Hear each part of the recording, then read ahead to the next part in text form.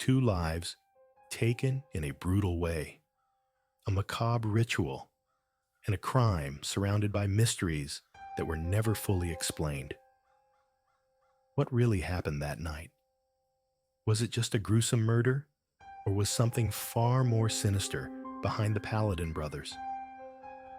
This case shook the entire town and left scars that never healed. Some believe it was just a brutal crime. Others swear that something darker still lurks in the shadows to this day.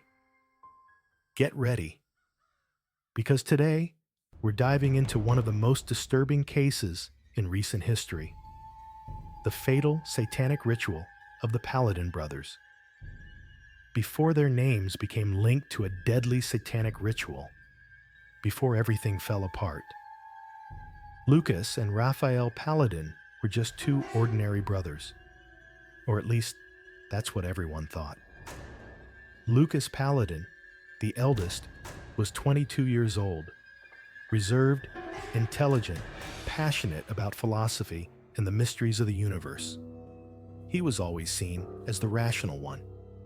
Raphael, 2 years younger, was the opposite: impulsive, restless, always chasing new experiences. People said Lucas was the mind and Raphael was the heart, but together they shared something: a growing obsession with the unknown. They grew up in a small town, the kind of place where everyone knows each other. To their neighbors, they were just two ordinary young men, sons of a traditional family. But behind closed doors, something was changing. In the months leading up to the crime, those around them began noticing shifts in their behavior. They became more isolated, avoiding friends and family. Their conversations grew more cryptic, filled with references to hidden forces, strange symbols, and the idea of transcending normal reality. Former classmate.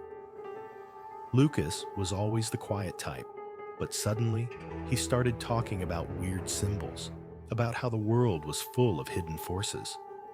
I thought it was just curiosity, until he said he wanted to make contact. The change became even more apparent when they started attending a secretive group.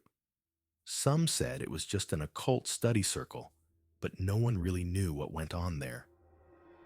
What is known is that after a few weeks, Lucas and Raphael started talking about rituals, and soon their fascination turned into something far more dangerous.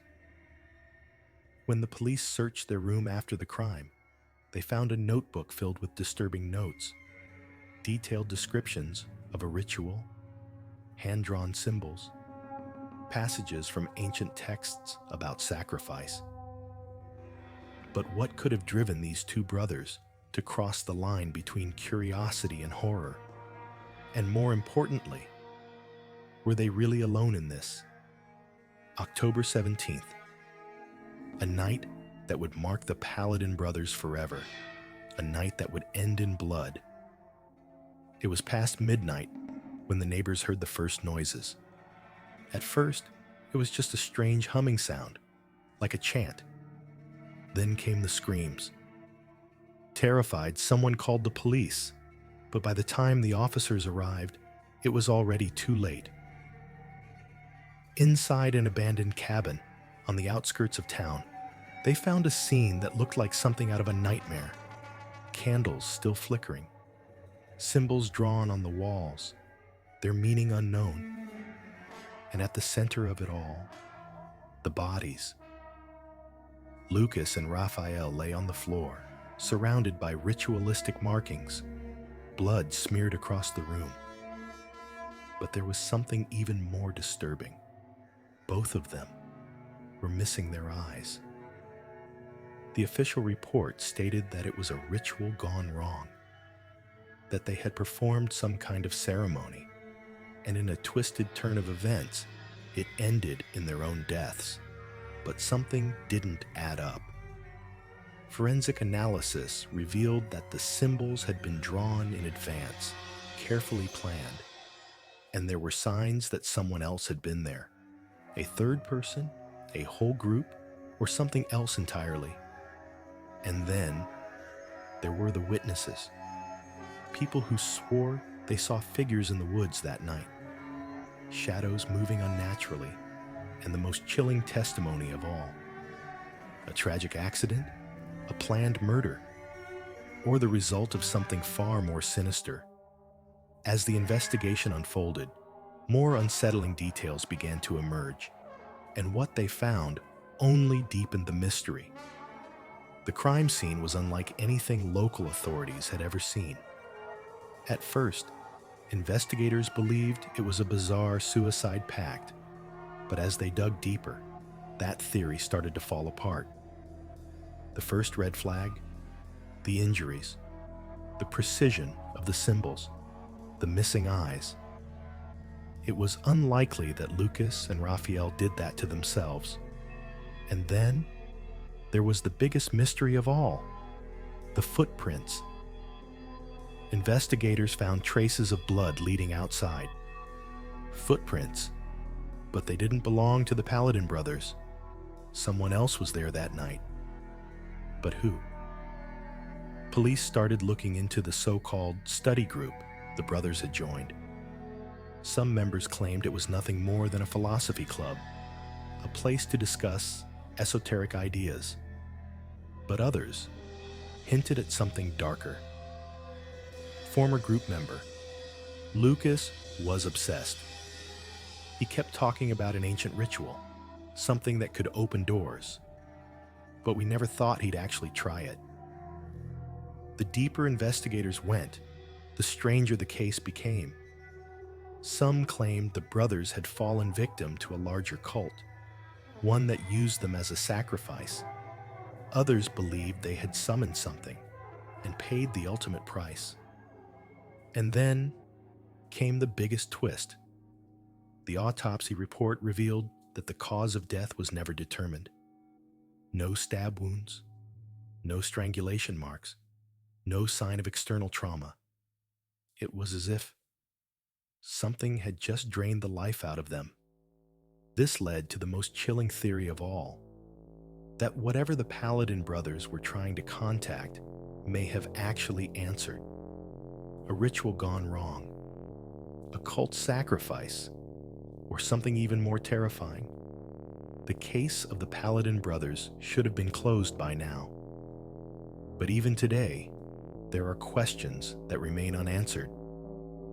For example, the missing pages from Lucas's notebook. Investigators found disturbing writings about rituals and symbols, but several pages were ripped out. What was written there, and who took them? Then there were the footprints found outside the cabin. Police confirmed they didn't belong to the brothers, but no suspect was ever identified. Was there really a third person, or did something else leave those marks? And perhaps the most chilling fact: the cabin itself. Months after the crime, strange occurrences were reported at the site. Visitors described hearing whispers, seeing shadowy figures in the woods. Some even claimed to feel watched. Is this just paranoia? The mind playing tricks? Or is there something about this case that still lingers? Something that refuses to be forgotten? As time passed, more disturbing details about the Paladin brothers' case began to surface. And the deeper we go, the stranger it gets.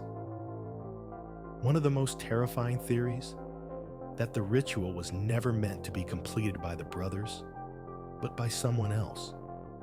Investigators found no sign that they had struggled or tried to escape.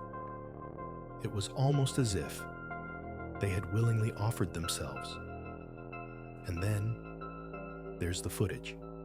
A security camera from a nearby road captured something disturbing just hours after the crime.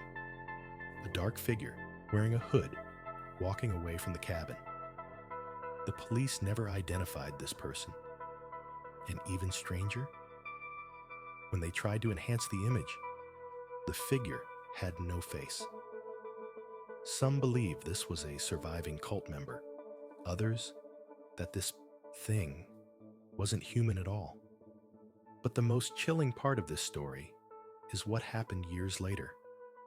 Two former members of the same occult study group died under mysterious circumstances. One was found in his apartment, surrounded by the same symbols from the Paladin Brothers ritual. The other simply vanished without a trace. Coincidence? Or is there something still unfinished about this ritual? Years have passed since the Paladin brothers' deaths, but the questions remain. Was this just a tragic case of obsession gone too far? A ritual that cost them their lives? Or was there something darker involved?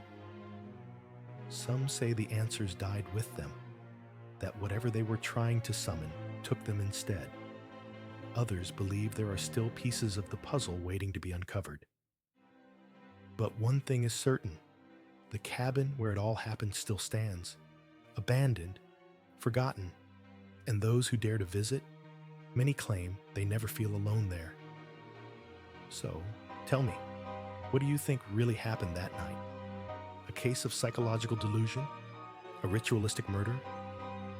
Or did Lucas and Raphael open a door that was never meant to be opened?